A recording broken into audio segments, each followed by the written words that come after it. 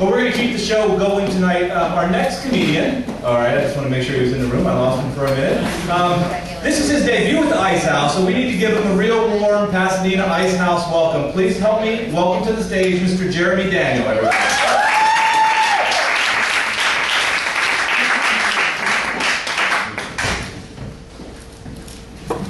How's it going, Icehouse Annex? I just moved here 5 weeks ago, and I lived in Alaska for 20 years. And the one thing I hated the most about Alaska, believe it or not, was not the cold. It was the women-men ratio. Or should I say woman-men ratio.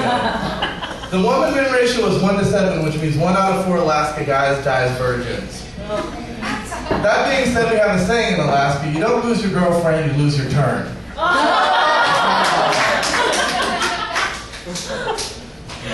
And I learned that if you walk down through Hollywood, smoking, everybody's cigarette radar goes off. And I did my good deed of the day. I gave a homeless guy a cigarette. But the problem was, everybody and their mama who obviously had jobs at home started asking me for cigarettes. And what pisses me off the most is when they say, I don't mean to be a bum, but can I buy a cigarette for a quarter? Do you know how long it's been since a cigarette costed a quarter? You want a cigarette? I want $1. And some weed. Let me fuck your girlfriend. How about that? You still want a cigarette now? And I don't go to strip clubs anymore. I'll tell you why. I know plenty of women that won't ever fuck me that will gladly accept my money. And I don't have to pay a cover. And there's another comedian mentioned Extends, and I just happen to be talking about Extends too. I'm tired of the Extends commercials. I mean, grow 12 inches in 2 days? What am I going to do with 14 inches? And do you know how it feels to be a penis all just hanging out in small quarters? And they now have Extends for women. What's that supposed to do? Extend the clitoris? My goal is if a woman has something that needs to be extended, that's not the girl for me. And guys, don't waste your money on any of the bullshit. I am now going to tell you a surefire way to get a bigger penis. Have somebody touch it.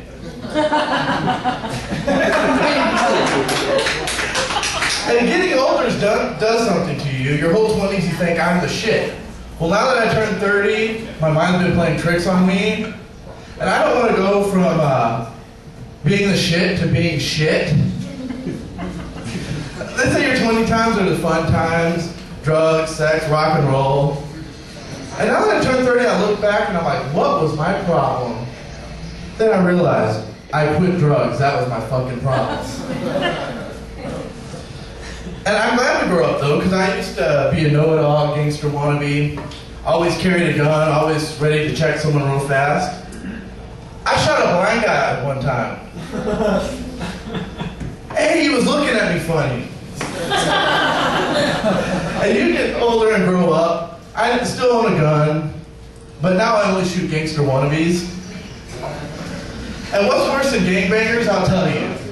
A bunch of cracker-ass, wannabe gangster white boys. Shit's silly to me. I mean, if you're not comfortable in your own skin, well, you're not Michael Jackson. You're not going to wake up one day and be a different color. And they might try to convince you, sagging their pants, looking like they just shit their drawers, being like, yo, dog, not me. What it do, homie? I've been gangster since the Cabbage Patch. And I want to ask them,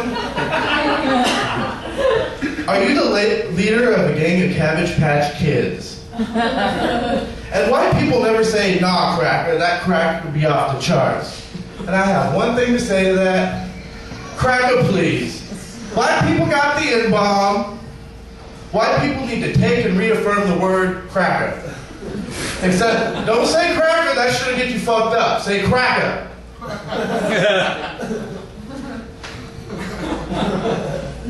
And they say you are what you eat, but I am not a cheeseburger, a pot brownie, or a vagina. I know I would have already eaten myself.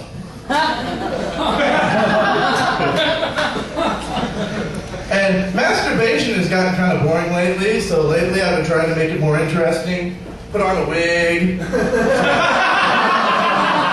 googly eyes, lipstick, and go to town. Turn it around as a blowjob. But I beat her up the other day and I went to jail. And the problem was, while I was in jail, she blew my cellmate.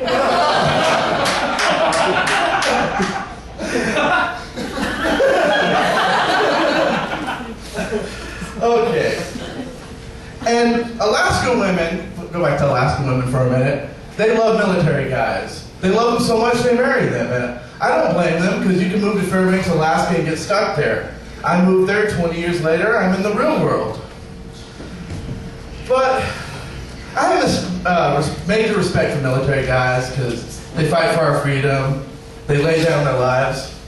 One of them even laid down on my girlfriend. And I wonder how many military guys use deployment as a means to get laid.